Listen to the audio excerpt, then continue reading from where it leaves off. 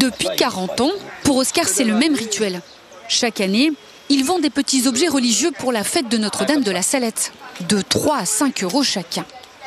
Mais bon, d'abord les livres de la Salette, après il y a la Salette, d'abord en premier, et après tous les autres livres qui accompagnent la religion catholique, vous comprenez ?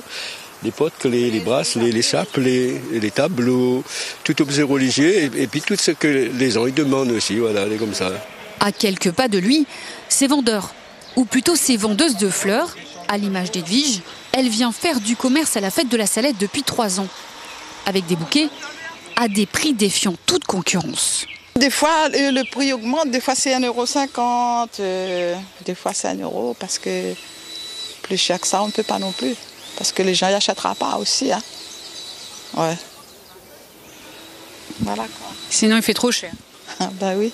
Bah c'est quoi, c'est 1 € le bouquet ou 1 € la fleur? Non, 1 € le bouquet. À la Salette, ces objets et ces fleurs achetées sont devenus indispensables à tous ceux qui gravissent les marches du chemin de croix pour aller à la rencontre de Notre-Dame de la Salette, là où d'ailleurs un stand lui est entièrement dédié.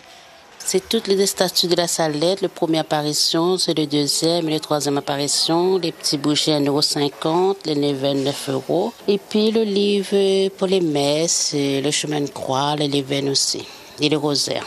Mais pour les croyants, tous ces petits objets sont un moyen comme un autre d'accompagner leurs prières et leurs demandes de grâce. La Salette, c'est la Vierge Marie. Je prie tous les ans, je viens ici tous les ans, comme une coutume pour moi. Je demande des vœux, des trucs comme ça. Quand on en ressent le besoin, on vient se recueillir, lui demander les grâces qu'on attend, quoi. Vous êtes déjà accordé des grâces? Oui. Tout au long de ma vie, depuis que je suis née, je pense que quand j'ai besoin d'elle, elle est là pour me réconforter, pour me consoler et me guérir. Moi, je vis en métropole et depuis toute petite, maman nous a appris à prier Notre-Dame de la Salette et elle me fait penser à maman. Voilà, encore plus aujourd'hui. Chaque fois maman était malade, quand elle a été guérie, je venais rendre grâce à Notre-Dame de la Salette.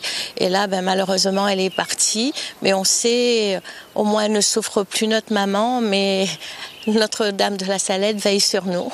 Ces prières et ces demandes de grâce, ces catholiques ont bien l'intention de les renouveler lors de la messe programmée en l'honneur de Notre-Dame de la Salette vendredi.